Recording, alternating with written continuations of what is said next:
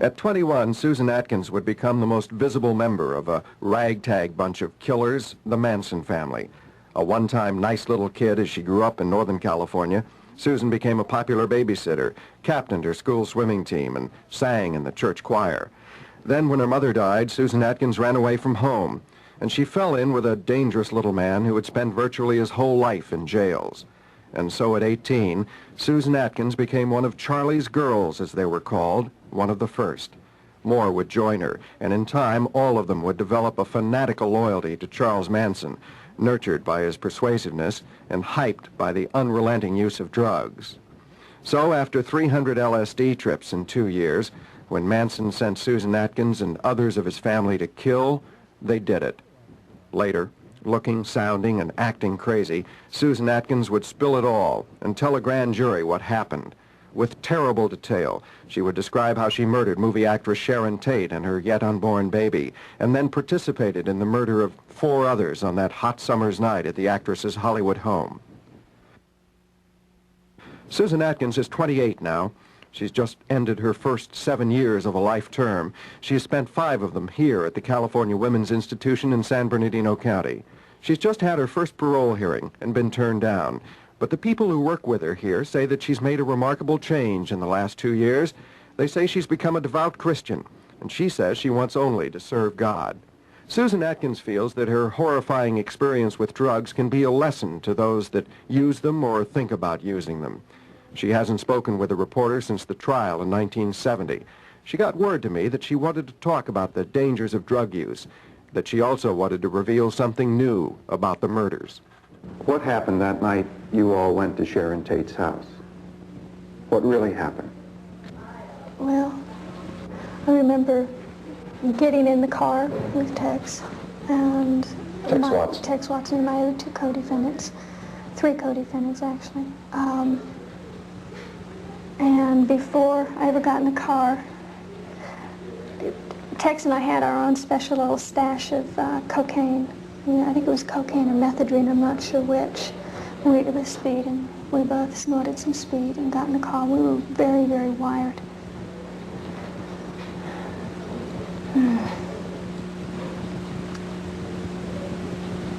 And we drove to the house with instructions to kill everyone in the house. From Charlie? Yeah.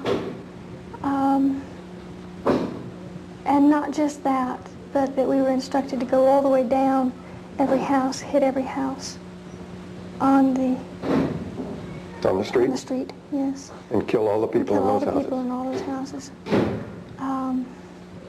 And we went into the house, and I remember that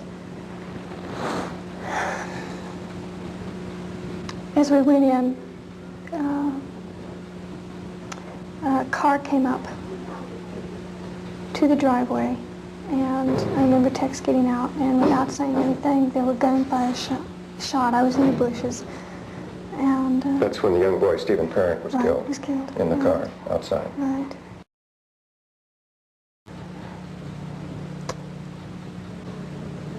The people in the house were all brought into the living room and tied up, and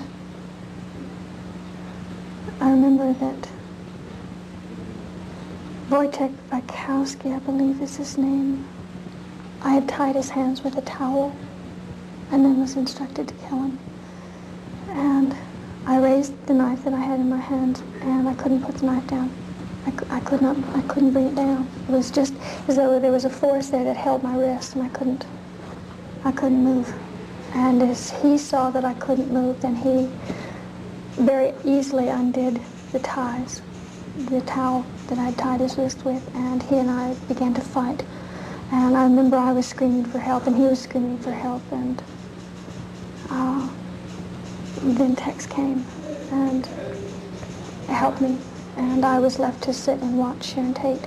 And about that time, all I can remember seeing is people just scattering in different places and running in different places, and I was left sitting with Sharon Tate, and she was talking to me, and I remember that I had absolutely, I felt nothing. I felt absolutely nothing for her as she begged for her life and for the life of her baby. And Jesus. I remember when we first went in, one of the people said, "Who are you?" And Tex said, "I'm the devil, and I'm here to do the devil's business." And I remember that in my conscience, it's so alive in me, even just recalling it. I remember that I had gone so far and there was no turning back. Even if I had wanted to run, even if I had wanted to leave, I couldn't. It was like I was caught in something that I had no control over.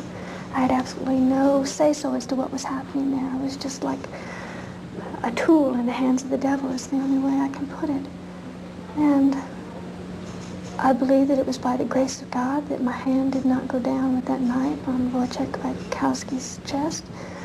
I believe that... Well, who did kill those people? That night?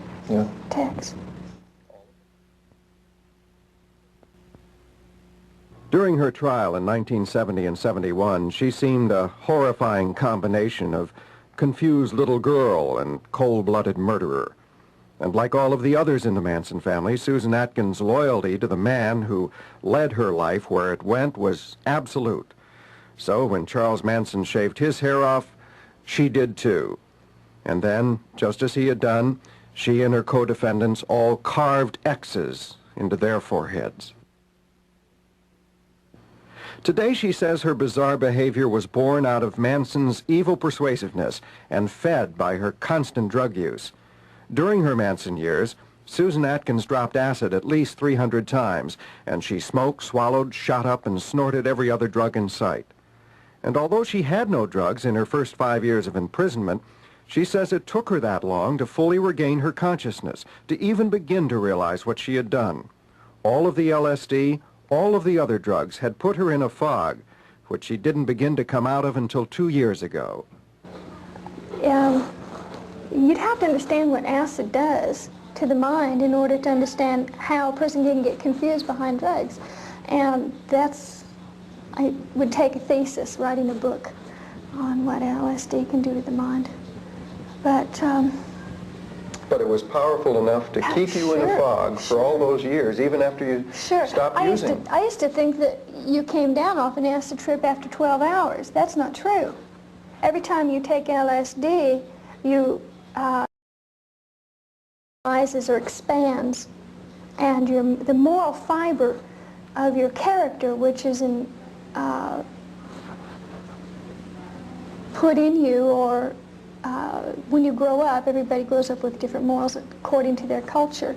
Okay, when you take acid, your mind expands beyond these moral characteristics and your concepts of right and wrong. So you step out beyond those bounds, and when you step out beyond those bounds, the imagination begins to take over. And the imagination can be a very deceitful thing. It's a fantasy. And when you take acid, you go out beyond that, you think you're coming back to where you started from. Originally, you don't. And every time you drop acid, you get a little bit further away from reality. And I took so much acid that I just was what I would term spaced. And it took me many years to what I term now re-enter. And that was just through not having any acid and having to deal with reality every day. Well, you